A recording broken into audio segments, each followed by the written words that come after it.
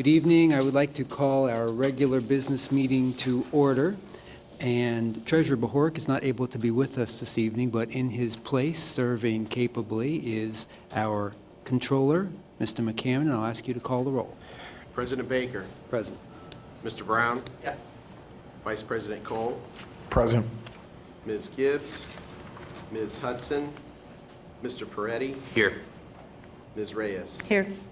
We have a quorum. Thank you very much, Mr. Controller, and I would like to ask Vice President Cole to lead us in the Pledge of Allegiance.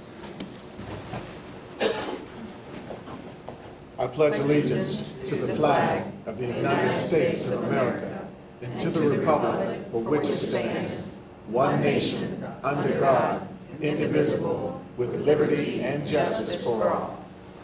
Thank you.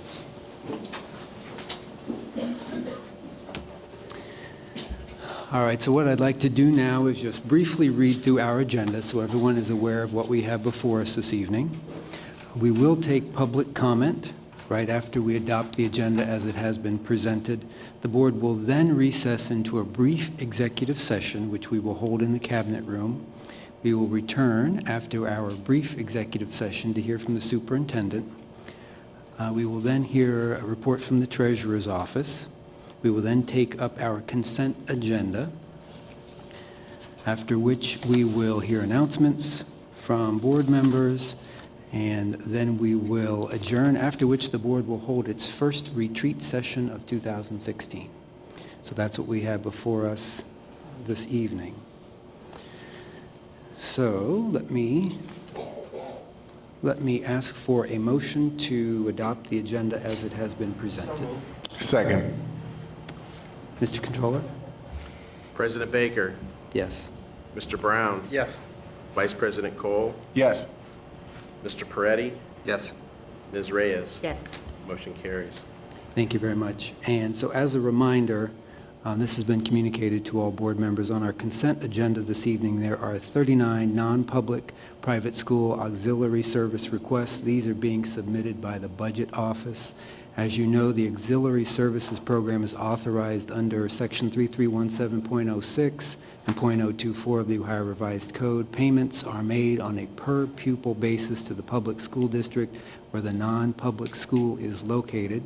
The public school district, upon request from the non-public school, provides textbooks, diagnostic, therapeutic, and remedial personnel services, and educational equipment to the non-public school students. Non-public and private schools within the boundaries of Columbus City Schools have their auxiliary funds managed by the district as the fiscal agent. As the fiscal agent, the district is entitled to receive a 4% administrative fee. These funds are managed according to statute and district policies and procedures. And having said that, let's move into public comment. So remarks are limited to 4 minutes per person. We have 2 individuals who have signed up this evening, and I will call them based on the order that they signed up. The first to speak is Ms. Deborah Diggs from the Ohio Benefit Bank, and the topic of her comment, help publicize the resources for families and students and enhance their knowledge of the program. So Ms. Diggs, please approach the podium. You'll have 4 minutes. About halfway through, you'll hear a buzzer. So you'll want to begin to conclude. When you hear the second buzzer, that's 4 minutes, and that's when we need you to conclude your comments. Thank you. Good evening, President Baker, Vice President Cole, Contractor McCammon, and Internal Auditor Smith, and members of the board, and Superintendent Dr. Good. Tremendous Tuesday to you. With me tonight is Martin Terry, who is with the Ohio Association of Food Banks, and I'm going to let him start and tell you a little bit, and if we have a minute afterward, I'll summarize. Great. Thanks, Deborah. So the Ohio Association of Food Banks has a program called the Ohio Benefit Bank that we've been administering for about 10 years now, began in 2006. And what the program does, it's an application completion tool, and it can be used to fill out a number of applications and electronically submit them to Job and Family Services and other state agencies. One of the main thrusts of our agency, of course, as Ohio's largest charitable response to hunger, is the SNAP or food stamp application. We fill out thousands of those a year across the state. We're a network of that's used at schools, universities, faith-based agencies, nonprofits like United Way and others. And we also have an application completion tool for Ohio state taxes and federal taxes. So families that make $95,000 or less filing jointly, or $65,000 or less single or head of household, can use the benefit bank to file their taxes absolutely free and electronically file. So really the reason I'm here is to talk about how the Columbus City Schools might become partners of and users of this, at least promote it and become involved with it. We currently have this at Olentangy City Schools, local schools, and Canton City Schools. And we're also in conversation, my colleague Brent Sigley, a fellow manager of the program, with Cuyahoga County and Cleveland schools, as well as Dayton City Schools. So it's something that's utilized at universities as well. We're a network of trained counselors. And I think the most logical way it could be implemented at Columbus City Schools would be through your guidance offices, through parent liaisons, or any kind of parent-teacher, room moms and dads that help out in the schools could use this program. What the great thing about it is we also have a self-serve program. So any of our applications, as well as our tax return submission feature, can be used without the help of one of our counselors. And we also have a hotline, an 800 number that you can call anytime for support. Training for the counselors is also very accessible. So if guidance counselors and other parents that wanted to assist their friends and neighbors at the schools in Columbus wanted to become trained as counselors, they could do that online 24/7 in about 3.5 hours of training. So would love to talk to you more about that and answer any questions you might have after Deborah has a chance to talk a little bit about her work with the Benefit Bank. Well, at Lutheran Social Services, we have a number of sites. We have one on the west side at 82 North Wilson Road, one at the food pantry at 1460 South Champion. We are also in the Marion Franklin Opportunity Center and in the Reed Community Center. We offer free taxes year-round. The IRS and others are referring people to us because people do file taxes year-round, and we are helping families to learn how to do it. We do PIP recertification so that people don't have to go to community action. I know we've all heard the stories of families lining up at 2 in the morning to get in. Well, if you don't have a crisis where your utilities are off, we can help you and teach you how to do your recertification, and we can enroll you in the HEAP, which is the Home Energy Assistance Program. And basically, we tell people as long as it's not illegal, not immoral, not unethical, we will try to help you. We're not trying to go to HELL, because children may be watching, and we're not trying to go to jail. And we want people to tell a neighbor, tell a friend, tell someone you know. So when you don't know, spread the word. The Ohio Benefit Bank is a free web-based program that can help you to enhance your quality of life. And we would love for Columbus City Schools to have help us to increase the awareness in the buildings, because one thing that you do have in all your schools is people that can use the services and computers that they can complete the applications on. Thank you. Perfect timing. Any? I thought it had like the dog whistle thing. No, I never heard the buzzer either, but thank you for observing the time. Any clarifying questions, Mr. Peretti?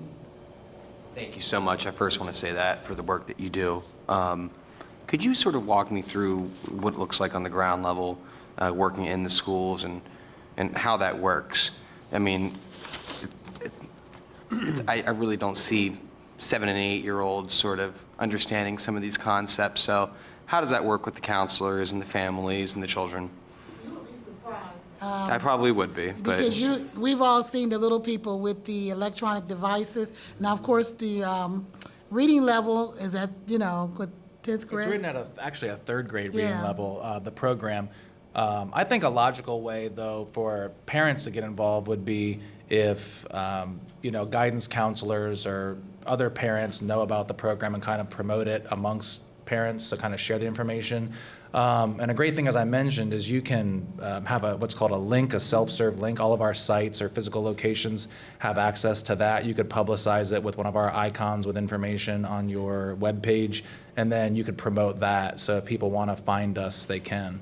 And our 800 number, anyone from anywhere in Ohio can call our 800 number, and we have a strong network of sites here to refer to, including Deborah's site on the south side at Lutheran Social Services. So 7 and 8-year-olds probably aren't going to be using the service, but a lot of the services that we can help apply for, the parents can avail themselves of and apply on their own, or with the help of one of our trained counselors. And if teachers were trained and other guidance counselors were trained, you can get through a lot of these applications in 20, 25 minutes, so it's not a lot of time commitment. But with the 7 to 8-year-old being able to read, because literacy is still an issue with some of our adults. So the 7 or 8-year-old may be able to help that adult caregiver navigate through the system. When you talk about having it in the schools, I've been at a number of your schools doing free tax clinics where the administration has invited us in, and we've gotten on the laptop or computer, completed the taxes. We've had issues where you have caregivers, parents who need to do the PIP recertification. We went to the school and helped them to complete the application, get the verifications that are necessary to do it. So no, you wouldn't have a 7 or 8-year-old doing it, but they could probably help. As you know, sometimes, the students that really need the help don't have that leg up, as you already know, because the parents aren't necessarily paying attention at home. So that was more my concern. Yeah. And you also have a lot of young parents in your schools, and having been associated with Columbus City Schools for a long period of time, you have students who are parents. Yeah. And so this is a way for us to start that education process and showing 17, 18-year-olds, you can do your own taxes and save yourself $300 to $500 right off the beginning. Now, there are some people in this room, Dr. Good, they may need someone to do his taxes, but some of our students that are 17, 18, 19 years old may not need that assistance. And so to be able to sit in the library at their high school, complete their own taxes, and electronically submit them, and save themselves that little bit of money, to do a child care application online so that they can continue to receive that Title 20, so that they can continue their education, to be able to even apply for the SNAP, for the food stamp benefit, to feed themselves and their children. They can do all that kind of things. And so with the Ohio Association and with Lutheran Social Services and some of the other benefit bank sites around, we're just trying to spread the word. And, if you have to stand at the corner of Broad and High with a sign saying, you can do it, we'd like to have Columbus City Schools work with us to say, you can do it. Thank you. I believe we have one more clarifying question from Mr. Brown. Just very briefly, could you explain both the relationship that you have with Mid-Ohio Food Bank and distinguish between your organization and theirs in terms of what services you provide, what services they provide, specifically, relative to Columbus Schools? Yeah, absolutely. So Ohio Association of Food Banks should be looked at as more of the administrative side of things. So we have a board made up of a board member, Matt Habish being the CEO of Mid-Ohio, of course, and then 11 other regional food banks that serve as the hubs. And then from there, the food goes.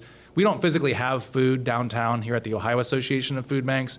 We work with managers who work with the Agricultural Clearance Program and other federally subsidized farming programs so instead of, stuff dying on the vine, it gets to the food banks. We do purchases of shelf-stable food and distribute that pennies on the dollar to the food banks. So the difference is we don't physically have food to distribute, but we help administrate all of that amongst the food banks. And we also help as the advocacy arm. So our executive director, will be lobbying at the state level and federal level not to cut SNAP and stuff like that. So it's a little bit of a distinction there. And as far as the schools go, any kind of mobile food pantry, when they do a food distribution, that's going to be Mid-Ohio Food Bank that's administering that, not us. But we might have originally brokered the deal for the food to get to Mid-Ohio Food Bank. So I guess the fundamental question is, what your proposal now, what is that about versus why Mid-Ohio's not here telling us the same thing? Yeah, Mid-Ohio doesn't actually administer the benefit bank. That's administered by us. They do have a SNAP outreach team that uses the program. So they have a team that goes in, actually is intimately involved now going into prisons and allowing inmates soon to be released to apply for a food stamp. So the Mid-Ohio Food Bank has people who use our program, but we administrate and manage the program, the training, and all of that. All right, thank you. Thank you. Another clarifying question from Board Member Reyes? And then you. Thank you. Hi, Ms. Diggs. So being involved with an organization that provides services, one of the barriers that we've had is the language barrier. So talk to me a little bit about what you're doing. You know, we are probably the most diverse district you're going to work with. 101 languages spoken here. I know you're not going to have 101 different counselors, but talk to me a little bit about what languages are available, and if they're not, what are you doing to get those languages, and how many counselors are actually going to be available to assist? Yeah, so you can toggle our software in between Spanish and English, so it's available in both of those languages. And truth be told, you're right, there are a lot of languages that we're not available in, but Job and Family Services has been tasked with when someone applies through the Ohio Benefit Bank or anywhere and they receive a SNAP application, they have to provide an interpreter to the family. So it's often best if it's a language that's not duly supported, English or Spanish, that they go to an agency that can help them. There's a number of them. Community Refugee Immigration Services, CRIS, World Relief, and others help. They can only help so many people. I see, I understand that there's barriers there. For some families, it probably is better for them to just frankly go to Job and Family Services and take that route because they have to provide the interpretation.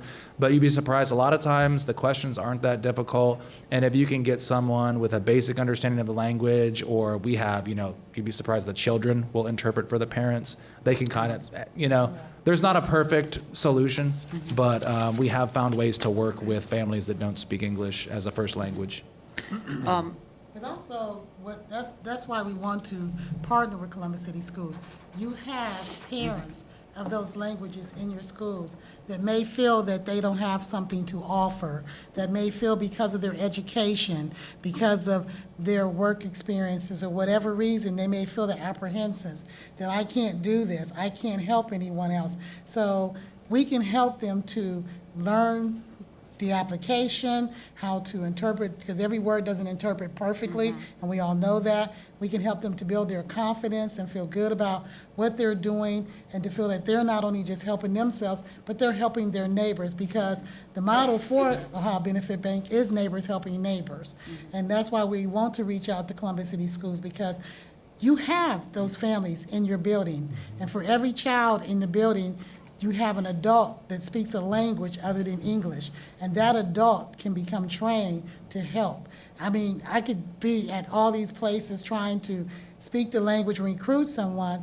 Why not come to the one place I know they have someone to speak those languages that can help us to help others, to train each other? And like Martin said, there's a self-serve component. So, someone down the street can help their neighbors, say, come on down, I can help you navigate through this. We don't have to go sit in Job and Family Services for hours. We don't have to go over to community action for hours. We can sit right here in the comfort of our homes and do this in the backyard while the children are playing at the park, because everyone has internet access.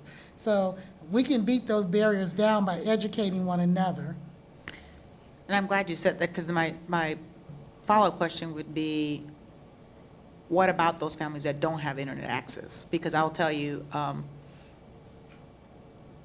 it's very difficult to fill that application out on your phone. And we've done that. So not only are you then looking at an application, so you talk about having, and this is no qualms on you, it's just an overall things that I've kind of discovered when we do a lot of our jobs or work or templates in third grade language. What we've also found that even some of those other languages, like we'll just say Spanish, we also have a lot of folks that speak indigenous languages. So when we talk about something being simplified, from personal experience, if I take an English sentence and I translate it into Spanish, then I have to translate it again to be very simple, like, could you please tell us how our services served you to where you served?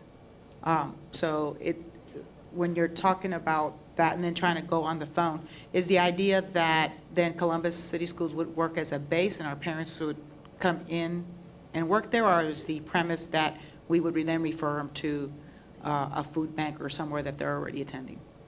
Well, I'll let Martin. Yeah, I mean, our program's kind of designed, you can get involved as you want to. I mean, the light involvement per se would be just hosting a link on your website that would direct people to us or our 800 number to call for an appointment. Ideally, you would have some people that would train on the program, guidance counselors and other stakeholders that should have a better knowledge of it.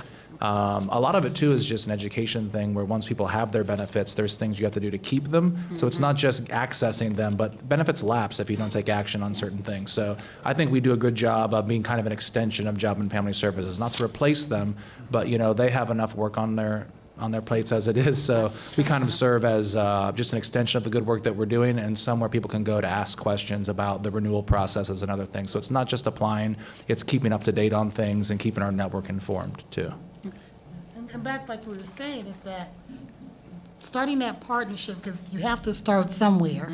And so how many families do we all think that are out there that qualify for these programs? But due to whatever the barrier may be, because years ago when I used to go into the homes to do the applications for the families, and I probably shouldn't share this, but I don't know if the statute of limitations has expired. I had someone call, scheduled an appointment for someone else, told them what I needed. I sat there and did the application with them. Then I had to call and tell the person, I need you to explain to them these are their rights and responsibilities. And the lady, the whole time, she opened the door, she's smiling and nodding her head at me. I did the application, followed back up with the person that linked me with them. So I taught her, then she was able to teach others. But I don't have access to all the difference. Columbus City Schools does. So that's why I want to start here, because we got to start it somewhere, like Martin said, that we can just start talking about having that relationship, having that partnership, then we can start making steps. It won't happen today. Next school year, we may not be there, but at least we're making those strides so that in 5 years from now, we can say Columbus City Schools has got it going on, and every family that's in that building that qualifies for programs, regardless of their language, understands and knows what's out there. Thank you. All right, so one final clarifying question, and then we'll let our presenters go. We don't want to keep you too long, and we do have other speakers here with us this evening. Vice President Cole? Thank you again for coming out, Mama Diggs and Martin. Just two quick questions. Hotline phone number, what is it? It's 1-800-648-1176. And for our listening audience, again, can you say that one more time? Sure, that's 1-800-648-1176. And your website? That would be www.ohiobenefits.org. Thank you very much. You're welcome. Thank you. All right, thank you both for being here this evening. Thank you, Mama Diggs, as she's affectionately known in the neighborhood, for your decades of service to the South Side and the city of Columbus. Thank you very much. Thank you all so very much. We appreciate your time. Thank you. Mr. Superintendent. Thank you, President Baker, Vice President Cole, members of the board. And just for the listening public's information, because we have thousands of nonprofit providers that could use this public comment time to really talk about those partnership possibilities. We do have a process for partnerships, and I would encourage you then to reach out to Krista Bowers to get on that schedule so that you can officially enact that kind of partnership. I know you do have a presence already at the Opportunity Center, and that's really the appropriate means of establishing a relationship with Columbus City Schools. So thank you for being here. Great. Thank you very much. All right, our next speaker is Tasha Jones, here to speak about the allocation of funds, and the topic, consider suggestions from parents when the budget is being discussed. Good evening, Ms. Jones. Good evening, President Baker, Vice President Cole, Controller McCannon, Internal Auditor Smith, members of the board, and Superintendent Dr. Good.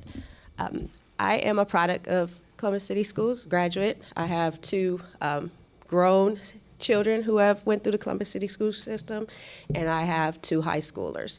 I've been volunteering in the Columbus City School District for about 18 years. I spent 5 years as a parent consultant, a subcontract position, and that position led me to want to be a social worker. I just graduated last month with my social work degree, and thank you. And I feel through all of that, I see a lot and I hear a lot in the district, and that's why I asked the board to consider. I haven't done the research to know how exactly funds are allocated, the process, but I do know that the buildings are in dire need of more social workers. I know that some of the buildings have one social worker that goes to 6 different buildings. Social worker may be in the building a half a day, once a week, and I just feel that a lot of the problems that the district has develops in the community and the homes. The students are coming into the buildings with social issues that they need help. The families need help. Back in November, I posted something on my Facebook page, and ironically, about a month later, someone didn't realize I posted it and tagged me in the same post, and I'd like to share it with you. It's by Joshua T. Dickerson. It says, "'Cause I ain't got no pencil. I woke myself up because we ain't got no alarm clock. Dug in a dirty clothes basket, 'cause ain't nobody washed my uniform. Brushed my hair and teeth in the dark, 'cause the lights ain't on. Even got my baby sister ready, 'cause my mama wasn't home. Got us both to school on time to eat a good breakfast. Then when I got to class, the teacher fussed, 'cause I ain't got no pencil." And these are the things that our students are dealing with. And I just ask that this be taken into consideration a little more when funds are allocated, that the families are representation of the community is representation of the district. It's not so businessy, in my opinion, the needs of the district. It's more social. It's more social issues. We need to find a way to reach and help the families to be able to make the district more successful. And I don't have all the solutions, but I know that that's a problem. Thank you. Ms. Jones, any clarifying questions from board members for Ms. Jones? Congratulations on being a successful graduate of Thank the you. district and on Thank your you. degree, and thank you for supporting the district by keeping your children in Columbus City Absolutely. schools. I'm one of the biggest cheerleaders of the district. Thank you very really much. All right, thank you for coming down. We do Thank you. appreciate your time. All right. Thank you very much to those individuals who took the time to come down and share their perspectives with the board. We do appreciate it. Generally, staff will respond to you at some point within the next week or so, and if not, feel free to call the office of the superintendent. All right. Now, I'll ask the vice president to offer a motion. It is recommended that the Board of Education recess into executive session per Section 121.22 G1 Ohio Revised Code to discuss the appointment, employment, and promotion of a public employee and to confer with legal counsel regarding issues involving the board that are the subject of pending or imminent court action. Second. Moved and seconded. Hearing no discussion, Mr. Controller? Mr. Brown? Yes. Vice President Cole? Yes. Mr. Peretti? Yes. Ms. Reyes? Yes. President Baker? Yes. Motion carries. Thank you very much. The board will now recess into executive session upstairs in the cabinet room. We will return to this chamber as soon as humanly possible.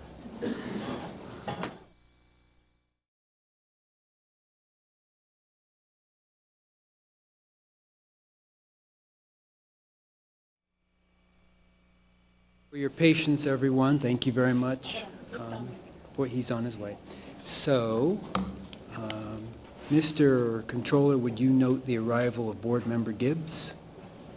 All right. The chair will now entertain a motion to adjourn from executive session. So moved. Second. Moved and seconded. Mr. Controller? Vice President Cole? Yes. Ms. Gibbs? Yes. Mr. Peretti? So yes. Yes. Ms. Reyes? Yes. President Baker? Yes. Mr. Brown? Yes. Motion carries. Thank you very much. We will now hear from the superintendent with his report, but before we do, I just want to say what a wonderful event the State of the District was. I want to congratulate you and your entire team.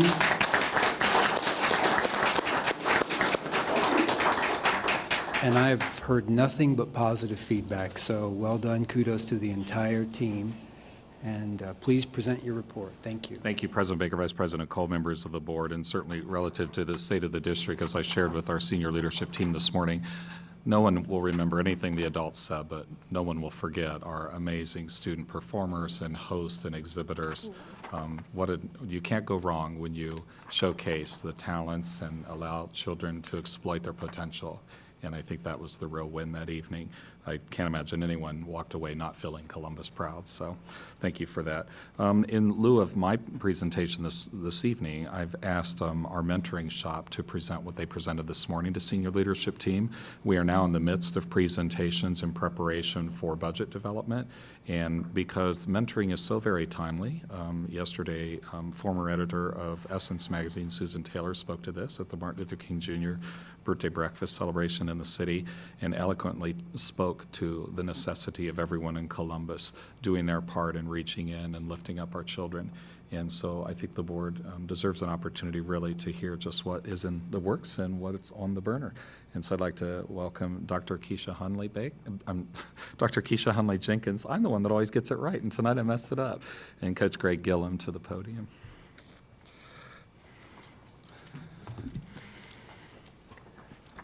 Good evening, President Baker, Vice President Cole, and members of the board. Thank you for having us present to you this evening.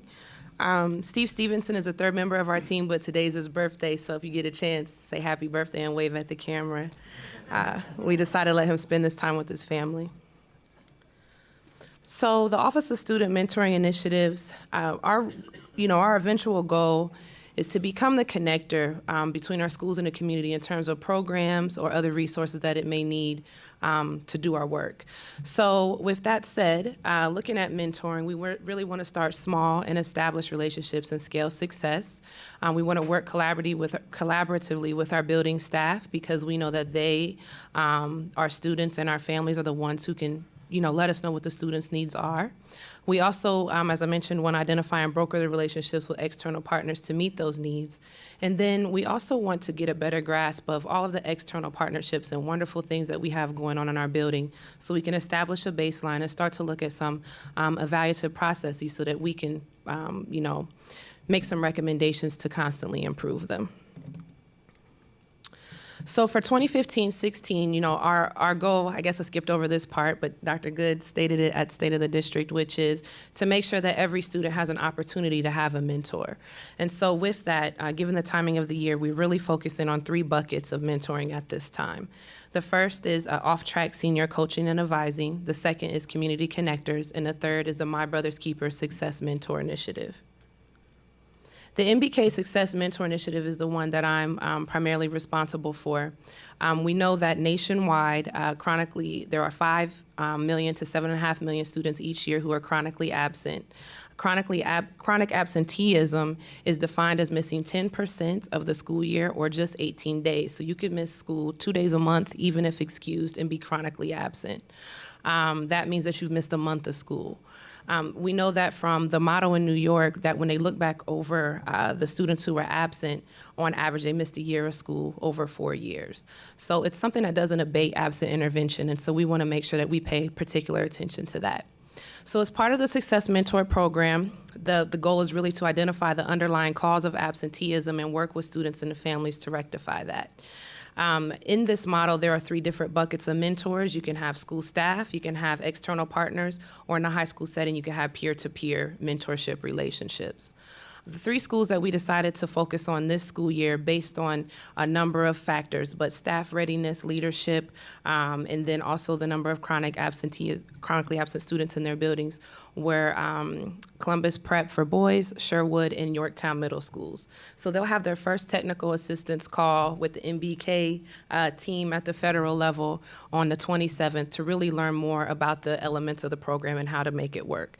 But just so you know, primarily there's a data meeting once a week where the principal hosts that and they go through the trends to look at what's happening, what's working well, what's not in terms of increasing the number of days that a student attends. And then the mentor touches the student 3 times a week. So it's a very high touch, a very intensive tier 3 sort of intervention, but we've seen great success. So in the New York district, just a couple pieces of evidence of success. One is that for students in high poverty, there's a reduction of chronic absenteeism by 18%. For students who are homeless, that decrease was 31%. And then for students in high school, 53% of them who had success mentors were more likely to remain in school the following year. So this is a promising model. We're really excited about it. It's led by Dr. Bob Balfance, who also runs Diplomas Now in partnership with the USDOE and the White House. With that, I'm going to turn it over to Greg to speak about Community Connectors. We're appreciative of the opportunity to come and give a progress report on where we're at right now with our mentoring initiative.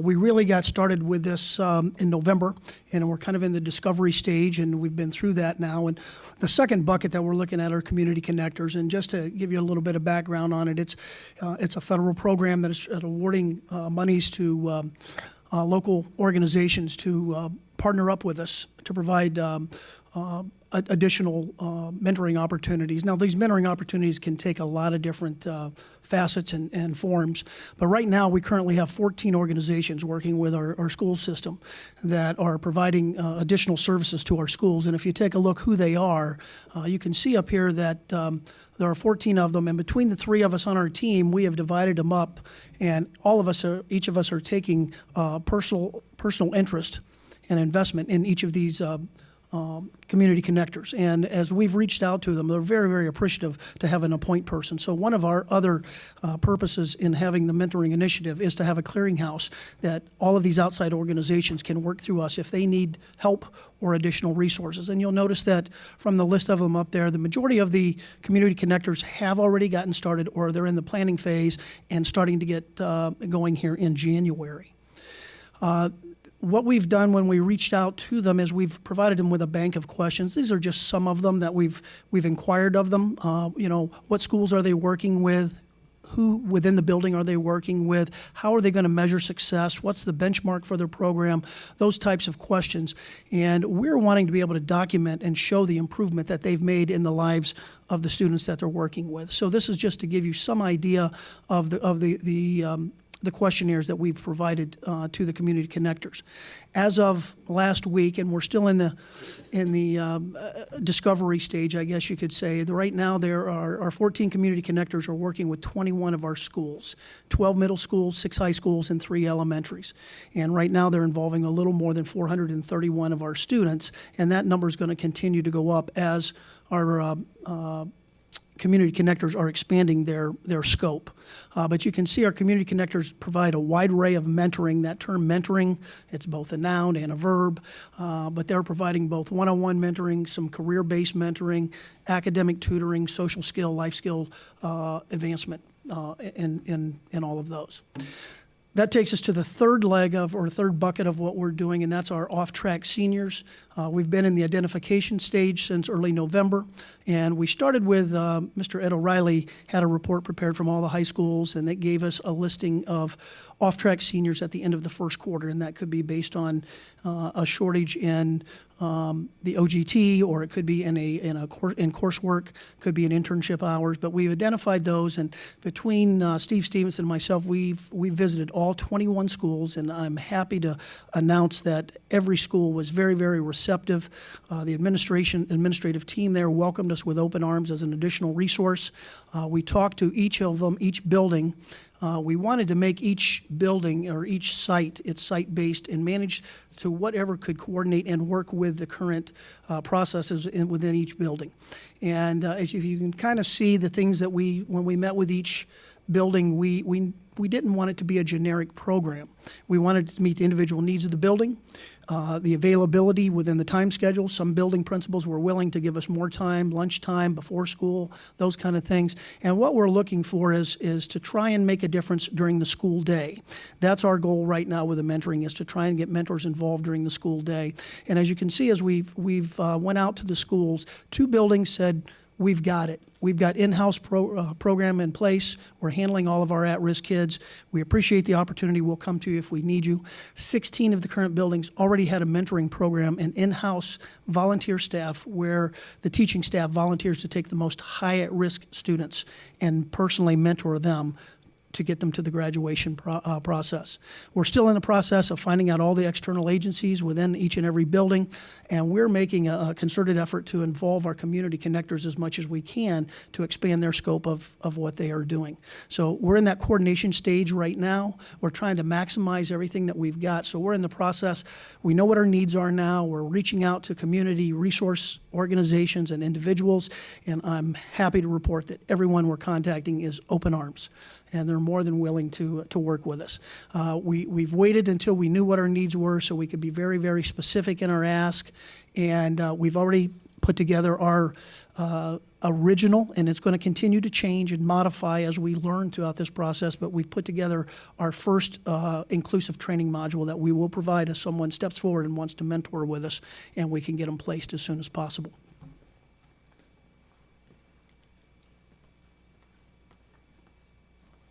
Thank you. So for the last portion, our last slide talks a little bit about how you can help, you being all of us in the community. So one is to be an ambassador for mentoring, especially for our district programming. Another one is to help us identify people and organizations for mentor recruitment. What I do want to say is I'm glad that Greg pointed out that we want to be very specific in our ask. So we don't want to just open the floodgates and say, come one, come all. We'd like to be able to put out a menu of options for folks to be able to mentor. So you know the time, the date, location, the subject matter, what sort of training is required, so that up front we can manage some of those expectations for both the mentee and the mentor. We also would like help if you hear of great training materials or great icebreakers or anything like that that we can add to our training. We want to make sure that eventually all of our mentors in the district receive the same baseline training, although they may receive something above and beyond that that's a little bit more specific to the student's need. We want to make sure that at a baseline level, all the mentors and mentees and families understand what the expectations of the program are, both from the district level and at the individual building level where they're being served. We also want to establish a culture of mentorship amongst district leadership and all staff. As I mentioned, a success mentor model, one of the buckets of mentors are school staff, and that can include cafeteria workers, it can include custodians, whoever students have an affinity for. And then finally, we really need to look at professional development and training to support our principals and teachers going forward in this work, as well as other staff. One of the things that we're looking forward to doing is trying to identify off-track juniors this year, as well as some of our fifth graders, so that when we look at Success Mentor Model next year, they come into school, we've already recruited, and we're just dealing with the matching portion. So a lot of moving parts. Nothing is set in stone yet, but we're feeling pretty good about sort of the universe as we understand it right now, but are always welcome feedback and suggestions. So thank you. Thank you, Director Hunley Jenkins. Thank you, Coach. Very excited to hear about your plans. Welcome to the team. And I think there's some questions from board members, beginning with Mr. Peretti. Thank you so much. My question was around the high-risk high school students. How do we get to the mentees? You know, like, sure, they need assistance. They may not want it. So how is that? What are we doing differently in Columbus, or starting to do differently in Columbus that sort of looks at that? For the first part, like I said, each school is going to be site-based, and every school has an administrative management team, and it varies with every building. But what we've done is we've went out to every school is we wanted to know the story behind each kid so we can make an appropriate match. So we've sat down with that team and they've told us the story. Is this an attendance issue? Is this a motivation issue? Are there social issues at home life? Those kind of things. So that's where we've started with it. The administrators have brought the students down and expressed to them exactly where they're at and the sense of urgency that they have. We have seen very little pushback. Most of them are very, very receptive at saying, hey, here's some more people that care about me that want to make a difference. That's fantastic. Thank you. And if Steve were here, he would add that his experience with East has been, mimics what Greg has said, and said that, a lot of the students, once they see on paper where they are and how far they have to go by graduation, they're ready to get going. So, Okay. Thank you. Any other questions from board members? Mr. Brown? I commend you on the work. thank you. Thank you for having us. Thank you. Ms. Reyes? So you talked about all the partnerships that we currently have and all the different organizations. That is not all of the partnerships. Well, yeah. Are you also, I don't want to make an assumption, are reevaluating those organizations and their success? That's one question. Well, I'll ask one, and then I'll guess the next one. So part of our role, I wasn't trying to be funny when I said those are not Yeah. all of our partners. We only know the community connectors because that list has been given to us, but we know that in each of our buildings, for instance, there are some organizations that tell us that they mentor students in our building, but if you ask the building staff, they wouldn't name that organization, and that's partly because they may be serving students from that school, but in the library or somewhere off-site, and it's traveled through word of mouth. We want to try to gather that. So by starting small with the 3 Success Mentor buildings, and then also the 5 high schools that we're working with off-track seniors, that really gives us the time to in depth try to figure out what else is going on so we can establish that baseline data. And once we have that, we can look more towards evaluation or how do we make recommendations for improvement. But really that identification and coordination piece is kind of, we're starting from scratch there. And the reason for, or the guideline for my question is, not every mentor is good, not every mentor is successful, regardless of the program. For personal experience, I mean, when I was mentoring at 18, 19, 20 years old, I look back and go, I probably should have never been a mentor. Luckily, I had good mentors that helped me become a mentor, and I still slip. But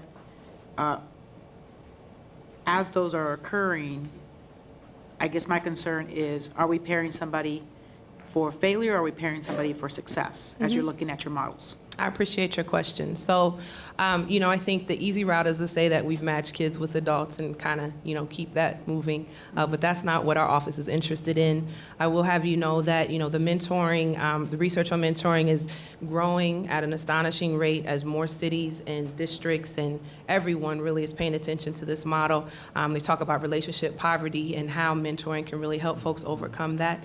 We're so much smarter now. I'm so much smarter now than I was 3 weeks ago on this subject matter. Actually, we'll be going to the National Mentoring Conference next week. That'll be in DC with a leading mentor organization, which is, we're going to learn a phenomenal amount. I'm sure I'm not even prepared for that. But there are definitely best practices that we're employing. They have put together checklists for everything from how do you prep the mentee for this relationship, how do you do matching. We know that one of the biggest questions that people say is, does it have to be same sex or same race? And a lot of that is cultural. But what we do know, the research tells us it's the preference of the mentor and the mentee more so than evidence-based, saying that those matches actually are better. But you want to pay attention to what the folks who you're trying to match are telling you so that you have a better chance of, finding success. And the last thing I would say is there's sort of a difference between, I would say, a large difference between pairing younger students like 5th graders versus someone who's an off-track senior. For an off-track senior, it's very specific. We're talking about coaching. This is what you need to accomplish each week. How do we get you those supports that you need to get there?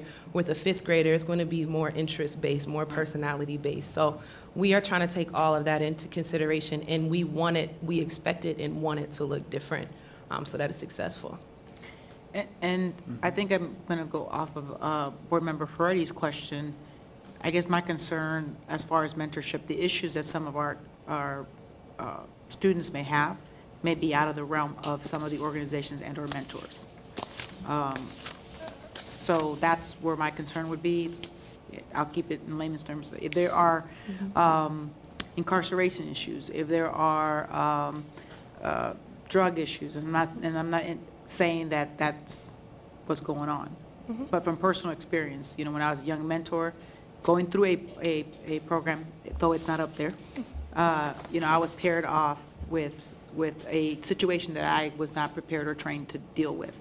So when we're talking about tracking our children to success and helping them pair them up appropriately while we're still identifying best practices, et cetera, I guess I want to find out what are we doing in the interim? So let me try to address that. Let me know if I don't answer your question, and I'll try again. So what I would say is, we're starting with what we do know. We're not trying, so when we say we're working with all the seniors, we're not working with, there are some students that we're not going to be prepared to handle, and so we're not going to match them with somebody because we don't know just yet what could meet their needs. For instance, we know there's a huge mental health need that is going to be challenging for us to address, but right now, we're working with the things that we have identified, and we know that we can move on because we have models for that. We don't want to put people in programs where we don't think it's going to have a positive impact.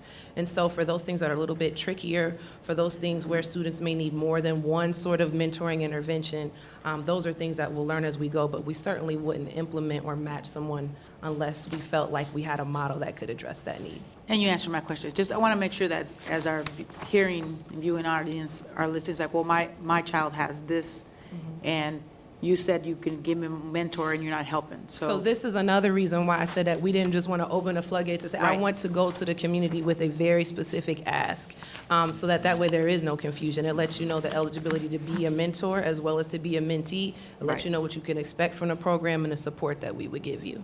Good, thank you. If there are no other questions, Ms. Gibbs. You know I have a question.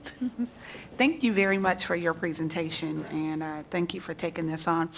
I just have a few questions about the process, and first, just for the benefit of everyone knowing, the Community Connectors Grant that you're referring to, who approved those? Because I know people think we did, but can you just give just a brief snippet on how they came to be, and then how did we choose those 14 organizations? Sure, I'll share my understanding. If anyone has further detail, please feel free to jump in.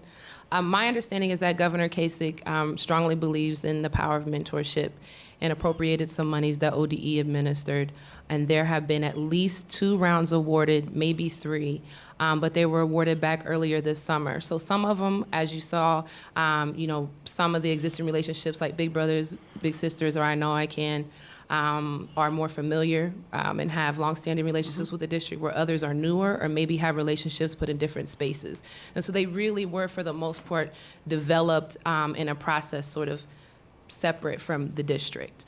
And so what we're trying to do this year, we're not trying to tell them what to do or dictate what, but we just want to have an understanding so that when the next 2 rounds of applications come through, that we can be more engaged in that process and sort of say, these are the needs that we have at this time, what organizations can meet those. All right.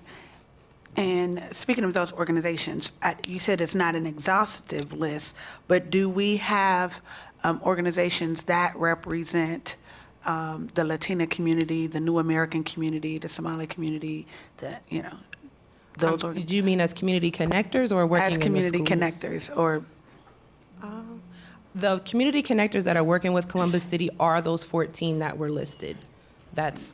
Those are the 14 that are working with the district under the community connectors grants. so under our broader initiative, though, will those organizations be folded into our work, or how will we work with those communities? How will we Are ensure? you asking how would we make sure that our immigrant and refugee population could have a mentor? Yeah, well, one, not just have a mentor, but how would they have a mentor that may be already connected to those services as well? So how will we make sure that those people are in the pipeline, but are we incorporating the work that those organizations and communities are already doing? How will we bring in their work into the mentoring process, into our overarching work? So I'll answer a portion of that, and then I'll turn it over to Greg, because I know he's working on this specifically. But what I would say is, again, it goes back to the student need. So if we know that our students need something, then we're going to look to the community to fulfill that need. We do know that there are organizations who have great contacts with our community, and we want to leverage what's already there. We don't want to reinvent or create. We just want to kind of connect what's already here. But I'll let Greg speak a little bit more to that. There are other organizations besides those community connectors that are specifically driven and have reached out to us and say, I want to deal with this particular population. So we're reaching out to them to make appropriate matches. They are organizations that already provide training, background checks, those kind of things in place. So we're going to meet with them and then actually make the matches for especially the Latino population. We've got that. Okay. One more question. Oh, Go ahead. you're probably going to answer one of them, so go ahead. Go ahead and Oh, you didn't pose have your a question? Ms. Gibbs. Okay, so just another question, just in terms of approach, And I don't think we could ever go wrong making sure our students go across the finish line. But I also know that we have a lot of resources to help us with at-risk high school students. What about at-risk middle school students? Are we using those? We have the boys' school, and then we have 2 other schools. But what about girls? And so why was the girls' school not in there? And then those 3 schools are in the Eastern geography, Yorktown, I think the boys' school, and Sherwood. And so that's the Livingston Broad Street corridor. But what about our other middle school students that are at risk? What part of this program can benefit them if they're not in these 3 schools? Sure. So again, I just want to reiterate that this is our starting point. Everything that I presented to you is our starting point. It is Dr. Good's vision and the purpose of our office to, again, make sure that every student has an opportunity to have a mentor. And that's going to look different. Some students are going to need more intensive mentoring, some lighter touch. We know that's going to be all over, run the gamut. With that said, how the first 3 schools were selected was really a combination of factors. We really needed to make sure that we had schools where the staff would be receptive to starting something in February of this year, where this model could maybe fit into some of the existing structures that they had. And so we were, these were 3 of the schools that really stepped up to the plate and said that. Now, that said, we have an obligation through this program to reach every chronically absent 6th and 9th grader over the next 2 years. So we have our work cut out for us.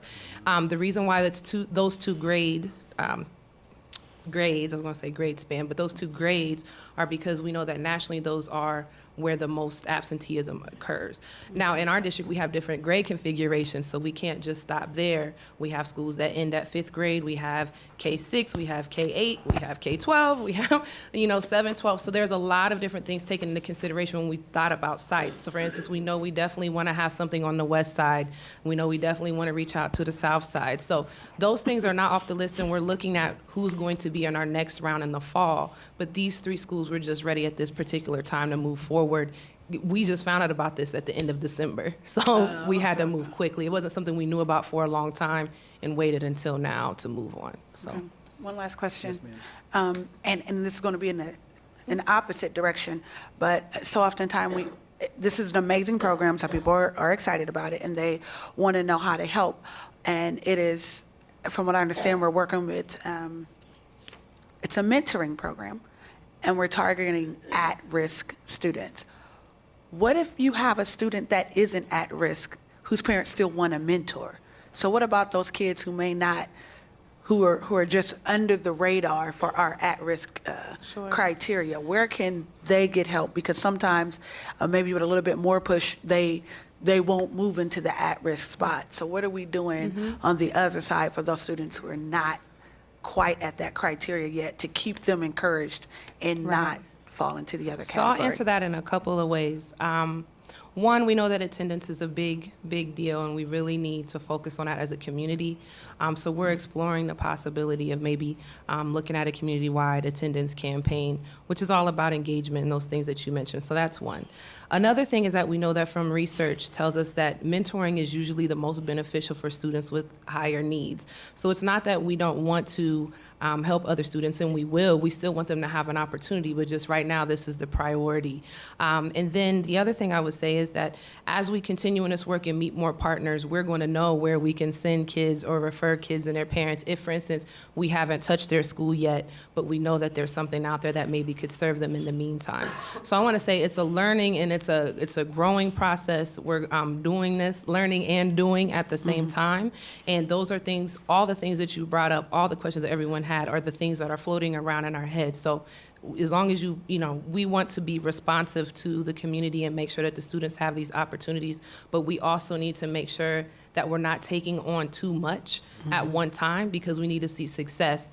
I would hate to say, oh, please call us and we want to match every student in the district. I mean, that's just unrealistic and we can't expect success. So while there's a sense of urgency, we also need to scale and sustain and make sure that we're making wise decisions. And so those things are always going to be in flux. But so are the parents required to have a buy-in to this? Do the parents get training? Is there a family contract that says, hey, we're about to add this component to your student's life and, we need you to, does this happen? How are the parents informed, and then how are they, kind of brought along in this process so that they can help support with the So investment? thank you for those questions. And I think, again, it goes back to the individual program and what the need is. So for Community Connectors grants, I can't speak to what sort of mentor-mentee training there is or what the parameters of that, or if they're hitting all those best practices. But I do know that in our work with them, those are things that we'll be examining and be pushing for them to do. So while all those things might not be in place today, we know that those are strongly recommended. And as we start to discover that, we'll push in that direction.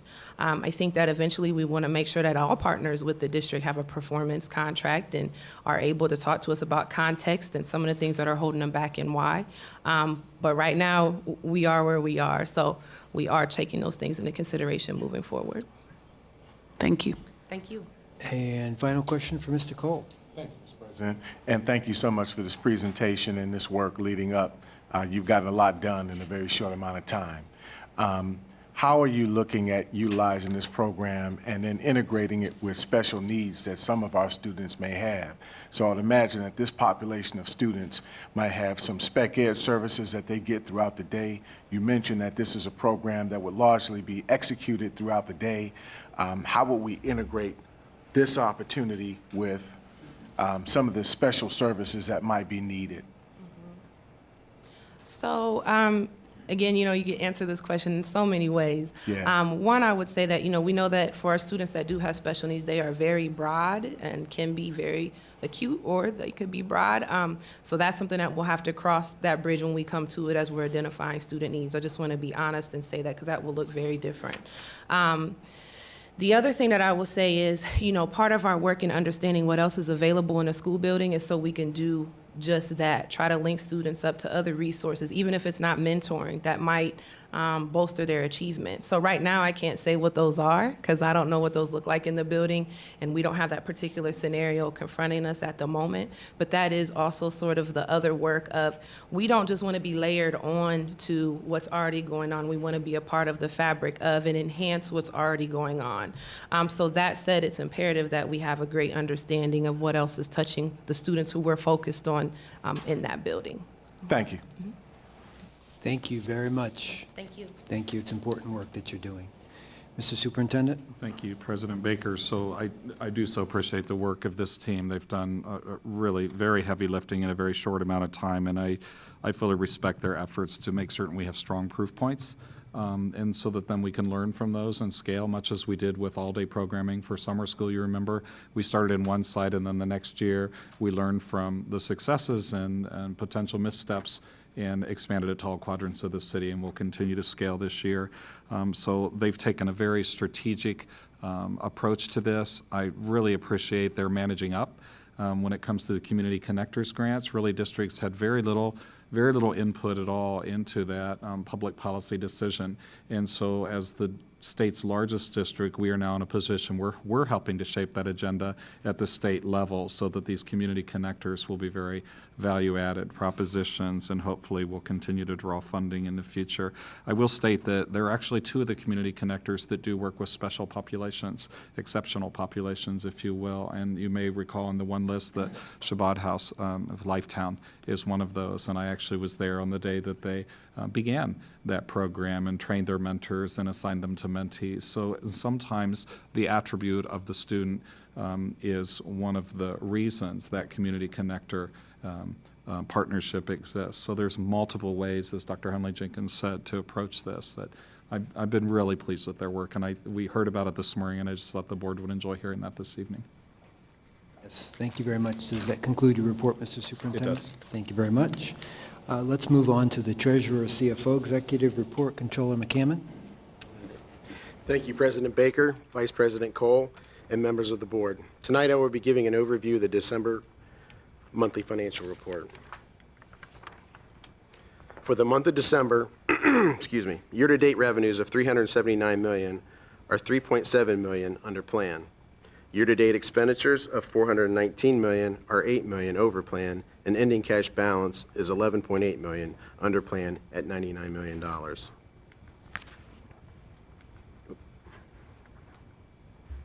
Here, those variances are presented in total. As we look at revenue broken down by line, by line item, no significant change in total revenue variance from November. It remains approximately $3.7 million under plan. Here are the variances for revenue by line item. There's no significant change from last month in the makeup of revenue variance by source. Graphically, you can see revenues remain very close to plan year to date.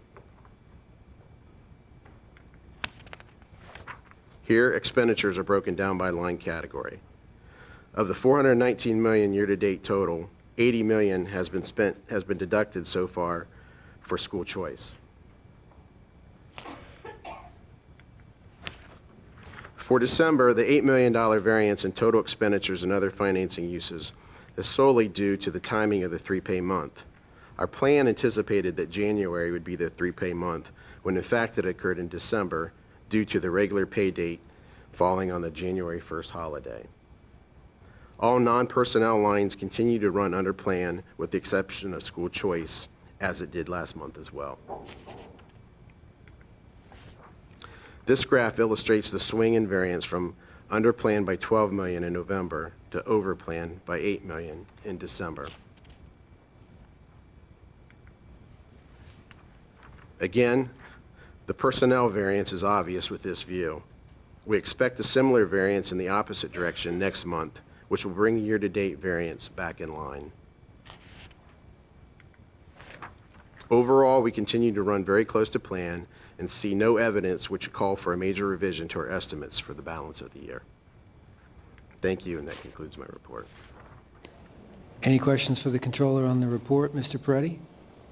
Thank you very much, sir. It was quite a different approach to the monthly financial figures than Treasurer Bohoric. That's not a complaint, is it? You did sum it up pretty, what my question was, with things that we encounter in different schedules, the way that revenues come in and the way that deductions go out, are we seeing anything that is raising any alarms other than the constant nag of the... Everything is going as smooth as scheduled. Nothing out there that catches by surprise. Thank you. Mr. Brown? The numbers relative to the school choice are off a bit. What's the reason for that? From my understanding, that was based on the way Treasurer Bohoric, our plan went last year. We were tracking lower last year, and then we had a spike at the end of the year. So we're tracking evenly this year so far. So that's causing the variance in plan so far. Okay, but it's not anything No, sir. that raises concern? No, sir. Okay, thanks. Other questions from board members? Thank you, Mr. Controller. Appreciate the concise report. Madam Internal Auditor, have you anything to share this evening with the board? Thank you, President Baker. I just do have a quick announcement. January the 28th at 3:30, Audit and Accountability will be meeting, and we'll be meeting in the Cabinet Room. Thank you. All right, the chair will now entertain a motion that we adopt the consent agenda as presented. So moved. Second. All right, now let's have some discussion. Let's start by my reading the delegate and liaison appointments for 2016. I want to thank board members who expressed their willingness to fill these roles. Delegate appointed Board of Trustees, Ohio School Boards Association, 2016. W. Shauna Gibbs will return to that post for 2016. Thank you for your service there. That's a very important organization.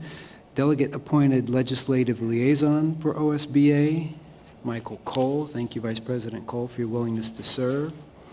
Delegate appointed Student Achievement Liaison for OSBA. Vice President Cole will also be appointed to that role. I will continue to be the delegate appointed board liaison to the Council of Great City Schools for 2016. And Ms. Reyes will serve as our National School Board Association Council of Urban Boards of Education, or CUBE, representative for 2016. Thank you very much. Are there other questions or comments from board members on any items within the consent agenda? Seeing no questions or comments on any piece of legislation, Mr. Controller, please call the roll. Ms. Gibbs? Yes. Mr. Peretti? Yes. Ms. Reyes? Yes. President Baker? Yes. Mr. Brown? Yes. Vice President Cole? Yes.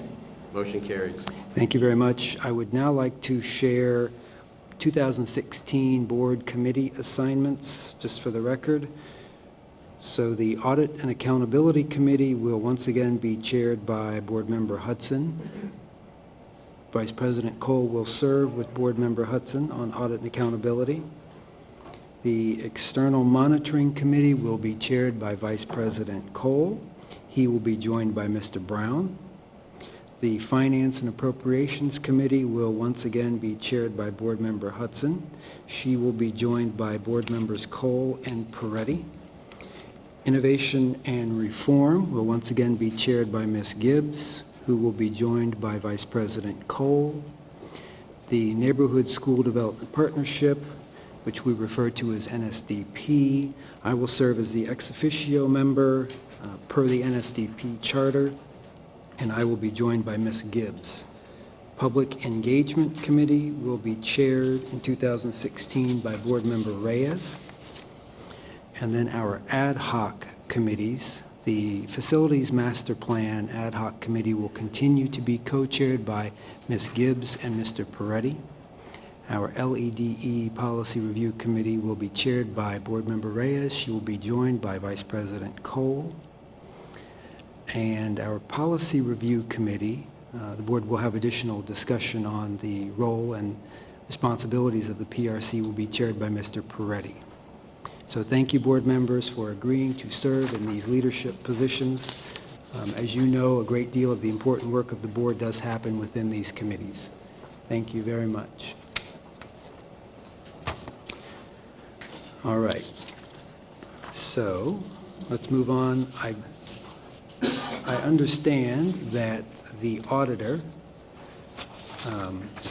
will share a word or two on a new employee after we vote on the consent agenda. And Mr. Controller? Oh, so we did. I misread my note. So, Madam Internal Auditor, would you like to speak now? Yes, thank you, President Baker. Thank you, board members, for tonight voting to appoint Alfred D. Wilson to the Office of Internal Audit. He is going to be joining us as a senior internal auditor. Most recently, if you don't mind standing so we can see who I'm talking about, this is Mr. Wilson.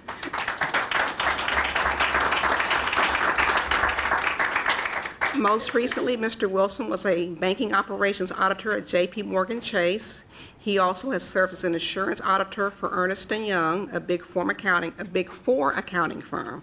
He is a certified fraud examiner, a graduate of University of Mount Union, and obtained his MBA from Baldwin Wallace University. And we are very happy to have him join the district and our department. Welcome. And I've heard the internal auditor speak about you in glowing terms, so no pressure, but your work just has to be perfect. So keep that in mind. No pressure at all. Welcome to the team. Looking forward to great things from you. Thank you very much. And thank you for staying this long. All right. If there are no board member announcements this evening or anything else you'd like to share for the good of the order, then Ms. Gibbs, you have an announcement? Just very quickly, just want to thank all of our community members that joined us for the retreat of the Facilities Master Plan that was held on the 6th. We thank everybody for coming out, the internal team that pulled it off at Downtown High School. Just stay tuned to the website. It's a lot going on, even though you don't hear from it, but both Board Member Peretti and I, you'll hear from us soon about our round of community meetings and our next group meeting, all of which are public and all of which will be noticed on our website and via communications. Right? Okay. Thank you. If there are no other announcements, Mr. Cole. Thank you, Mr. President. I just want to acknowledge the students that performed yesterday's program for the Dr. King breakfast. My baby girl was one of those children just a shameless plug, but I was just really astounded by all of the accomplishments of those young people. I know the work that they put in. I listened to them practice over the past several months, and they did a fine, fine job, not only there, but also at Capital University the Sunday previous. So I thank them for that. I thank the students that participated at the J. Ashburn Junior Youth Center yesterday for a mural that was dedicated in honor of Dr. King and also in honor of those community founders and leaders within the Hilltop. They did a wonderful job with that mural. It is absolutely beautiful. I'm really excited and encouraged by what this future year is going to bring us. So thank you all. Ms. Gibbs? And one last final one. A big thank you and a great job to the Columbus Education Association on their Martin Luther King dinner, who honored Dr. Yolanda Triplett and Pastor Frederick Lamar, both of whom are very engaged in our community, who help us. So under the leadership of Tracy Johnson, I know Mr. Phil Hayes is here, and all of our teachers really commended them, and there was a number of our students in that video as well. We had an opportunity to attend that dinner. Our teachers continue to be an amazing resource, and under CEA, as well as our guidance counselors, who really help support our district. And so thank you for the invitation. The keynote speaker was Dr. Martin Luther King III, and he gave us some inspiring words and a very good, timely message for us to take to not only continue to do our work, but to remind us that everyone can be great, because everyone can serve. So whether you're a mentor in our program, our teachers, or a volunteer, or a parent, or just a community member, so many ways to get involved, so many ways to serve this district. And so thank you to everyone, and to all of our students that performed all weekend in activities that we don't even know. Great job. And to Miss Betty Hill, who coordinated every song and choir just for all of our students that sang. She continues to be amazing as well, so thank you. Thank you. Mr. Brown? Perfect segue, because I too wanted to commend some of our students who participated over this past weekend. In particular, I helped provide the welcome to the Community Relations Committee's hosting of the oratorical contest, and it was in particular those students who won in that contest that were able to participate and speak and do their parts. We had some great students, 2 ninth graders who came over to the Lincoln Theater on, Monday evening at 6 o'clock, and they too did a spectacular job with their orations. Thank you. Yes, I am always fascinated by our students' talent, and they never cease to amaze me. From the events of yesterday back to the state of the district and so on. So one more thing, I wanted to offer a thanks to New Salem Baptist Church, who had a day of service at Mifflin yesterday, and Pastor Troy was leading the team. So thank you very much to them and everyone who's been mentioned and everyone who wasn't mentioned who took yesterday as a day of service rather than a day off. Thank you to all of you who did things on behalf of our district and our community. And Mr. Superintendent, would you like to share any final words? One additional one. You mentioned New Salem, and Brothers of the Common Life adopted Linda McKinley as well at their Martin Luther King Jr. service on Sunday. Did you say that? I didn't say Oh, that. okay, I all was right. thinking- So make certain we noted that as well. Thank you to them. And also, just finally, I want to thank everyone who did attend the State of the District, all of our community partners, nonprofits, business, the clergy, families, employees, students. It was, again, I'll just say again, it was a marvelous event and really very well done. And I wanted to thank our staff one more time, as well as our partners.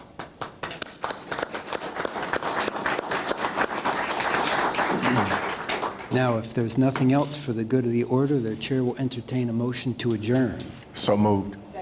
Moved and seconded. Mr. Controller? Mr. Peretti? Ms. Reyes? Yes. President Baker? Yes. Mr. Brown? Yes. Vice President Cole? Yes. Ms. Gibbs? Yes. Motion carries. Thank you very much. Good evening. See you all next time.